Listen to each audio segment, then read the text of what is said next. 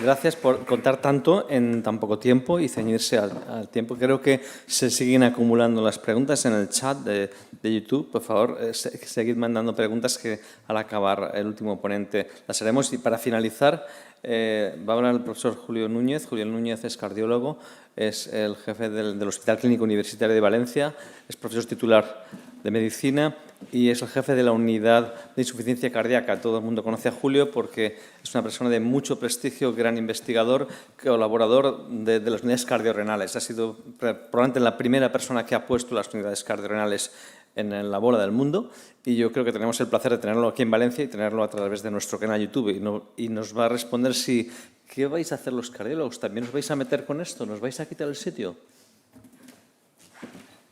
Afortunadamente ya desde la unidad de insuficiencia cardíaca del Hospital Clínico ya llevamos más de 15 años trabajando conjuntamente con los nefrólogos, ¿no? Y afortunadamente día a día esta relación se hace más fuerte porque compartimos no solamente objetivos, pacientes, sino que yo creo que el espíritu es el mismo, ¿no? Yo creo que realmente yo lo digo siempre en un foro de estos, hoy en día el mejor aliado que tenemos desde la insuficiencia cardíaca se llama el servicio de nefrología y lo digo con todo el cariño y de verdad con objetividad, ¿no?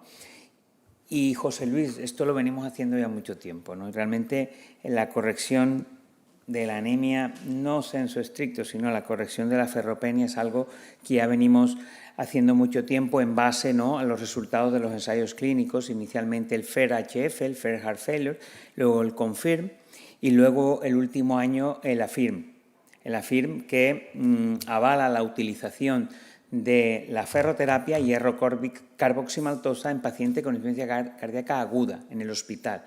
Realmente esto probablemente en las unidades de insuficiencia cardíaca, si alguien me tuviese que decir dime 3 cosas que hacéis día y rutinariamente, yo diría el tratamiento ambulatorio con diuréticos parenterales y segundo diría la ferroterapia endovenosa, sería algo que es muy frecuente, ¿no?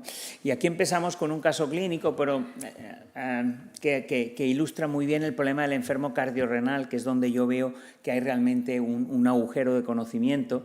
Paciente avanzado con insuficiencia cardíaca biventricular, con anemia normo-normo, con ferropenia y un IST de 19, y aquí yo coincido con Alex y con Chus, ¿no? Realmente la ferritina en estos pacientes no es un buen proxy de ferropenia porque estos pacientes se solapa mucho el estado de inflamación. Así pues, hay trabajos ya en insuficiencia cardíaca específico donde marcan que el mejor parámetro que indica ferropenia en la médula ósea es el IST menor de 19. Sin embargo, la asociación de ferritina con el hierro medular realmente es mucho más pobre, ¿no? Así pues, este es un paciente que lleva un tratamiento estándar de insuficiencia cardíaca, tiene anemia y lo que hacemos, anemia ferropénica, y lo que haremos casi que de rutina es administrar 1000 miligramos de hierro carboximaltosa, que es lo que hacemos, y esta es una diapositiva que probablemente la puedo haber sacado de la presentación del doctor Caixes o de Chus, ¿no?, donde vemos que realmente la fisiopatología de la anemia en la insuficiencia cardíaca es muy parecida a la fisiopatología del enfermo, del paciente con enfermedad renal crónica, la inflamación, la pérdida de hierro y la ferropenia, ¿no? Serían los factores fisiopatológicos que estarían detrás de la mayoría de la anemia en el paciente con insuficiencia cardíaca. Y la ferropenia es muy frecuente, mientras que estamos hablando de anemia, estamos diciendo que el 25% de los pacientes estables tienen anemia, 20-25%, la ferropenia es mucho más frecuente. Y el primer concepto que a mí me gustaría aclarar es que la corrección de la ferropenia y no solamente de la anemia se asocia a mejoría clínica, funcional y reducción de eventos adversos, ¿no? Estudios, todos los ensayos clínicos que al principio os he nombrado han mostrado que el beneficio de la ferroterapia es absolutamente independiente de la corrección de anemia, sí o no.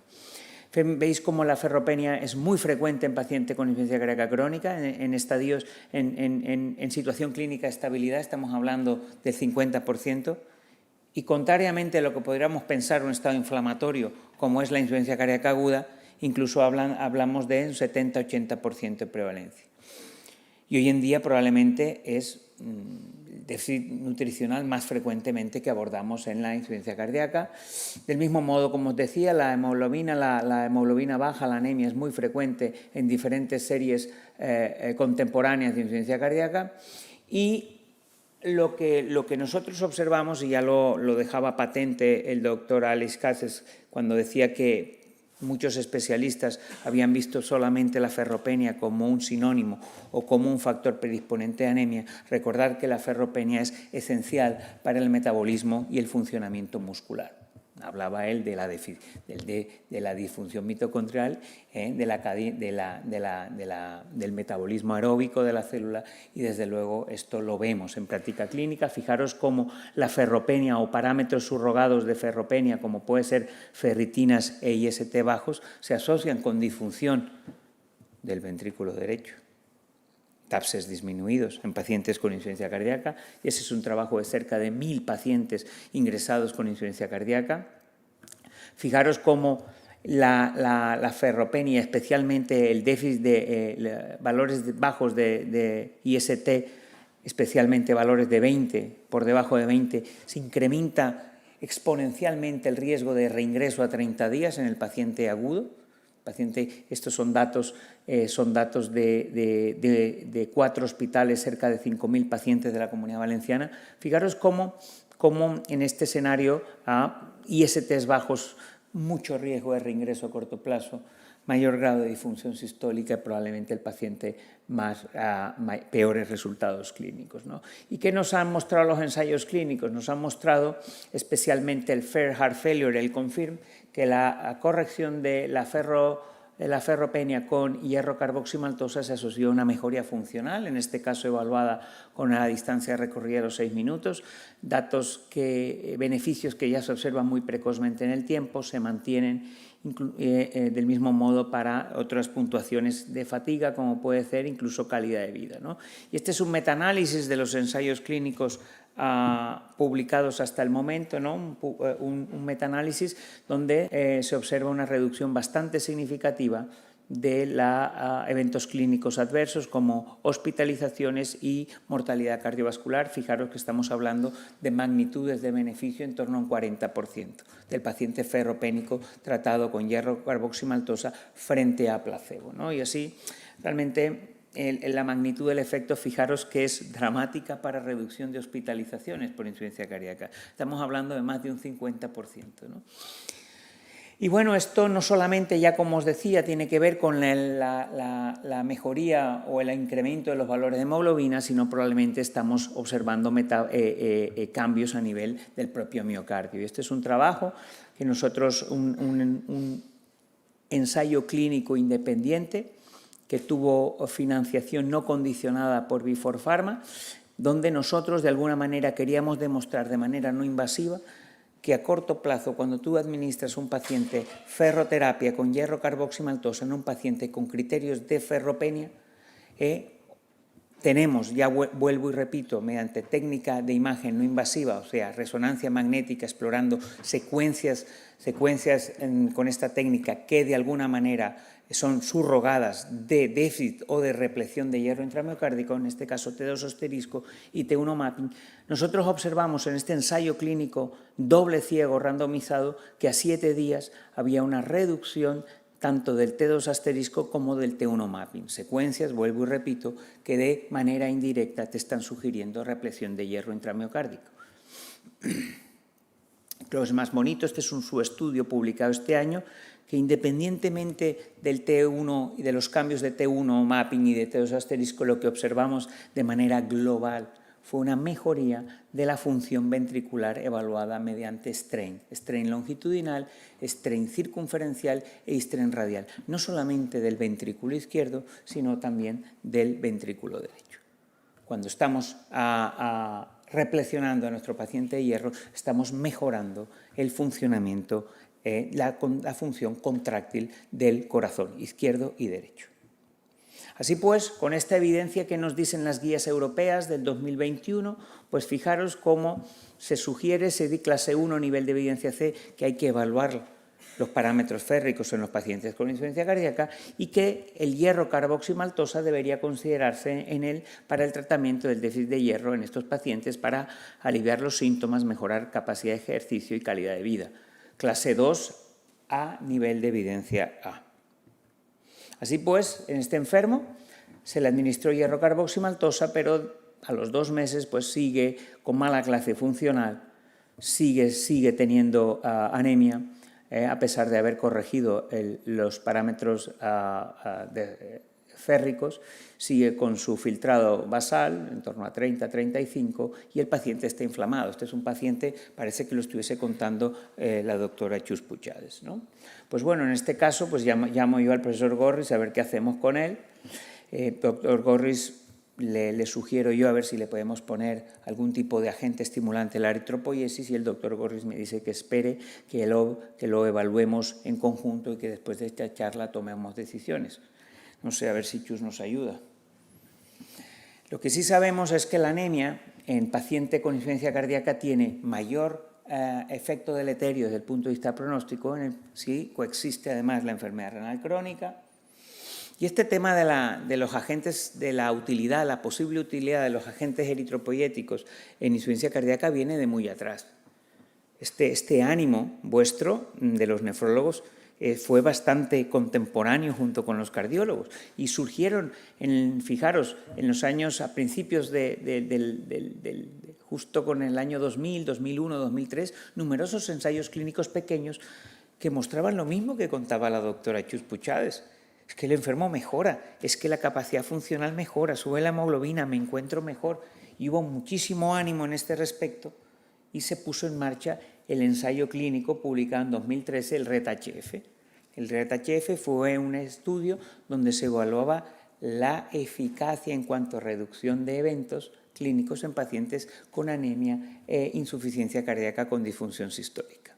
Fijaros, pacientes, fue un ensayo clínico de más de 2.000 pacientes y fijaros los resultados absolutamente neutros. Y esto, como se hacen muchas cosas en cardiología o en medicina, se le puso el cuño, esto no sirve en insuficiencia cardíaca, la EPO no tiene ningún efecto y se cerró el caso, culpable. Darbepoetina, culpable. Hubo un incremento discreto también de eventos aterotrombóticos y esto se cerró, incluso comentas tú a cardiólogos EPO y tal, uy, no, eso está contraindicado. Pues vamos a revisar un poco más allí, vamos a ver qué es lo que hay, qué tipo de pacientes se incluyeron en este estudio de RED-HF, que le dio la puntilla a estos agentes estimulantes de la eritropoiesis, concretamente a darbepoetina. Fijaros que eran pacientes que difícilmente en práctica clínica diaria, en la consulta de nefrología se les pone estos agentes, ¿no? Fijaros, doctor Gorris, filtrado de 45, el 30% con ferropenia y una hemoglobina de 11.2. Realmente son enfermos que en práctica clínica diaria muy difícilmente serían tratados con agentes estimulantes de la eritropoiesis y los resultados a posteriori, pues después de ver esto, pues parece que estaban condenados a la neutralidad. ¿Y qué pasa cuando nosotros revisamos un poco más extensamente la literatura? Vemos en este metaanálisis publicado recientemente, fijaros cómo el pool análisis muestra incrementos significativos de hemoglobina, mejoría sustancial de clase funcional evaluada por la NIJA, mejoría muy sustancial de la calidad de vida cuando empleamos agentes estimulantes de la eritropoiesis en pacientes con insuficiencia cardíaca, un incremento muy discreto de los eventos aterotrombóticos. Aquí yo tengo que decir una cosa, siempre cuando estamos hablando de eventos cardiovasculares hay que desmenuzarlo un poco más. El paciente con insuficiencia cardíaca ya su problema no es que tenga infarto agudo de miocardio repetido. Obviamente, esto puede tener algún impacto sobre la mortalidad, pero realmente el impacto cardiovascular del paciente con insuficiencia cardíaca significa tener hospitalizaciones y muerte atribuible a la insuficiencia cardíaca y la muerte súbita. Estos pacientes, que son isquémicos muchos de ellos, de larga evolución, entran en una fase larvada, donde la enfermedad cardíaca aterotrombótica absolutamente se duerme y se ve absolutamente sobrepasada por los eventos relacionados con la insuficiencia cardíaca. Entonces, yo, desde un punto de vista de la cardiología, intentaría siempre desligar un poco los eventos aterotrombóticos por un sitio y la insuficiencia cardíaca por otra, porque son cosas absoluta y fisiopatológicamente diferentes.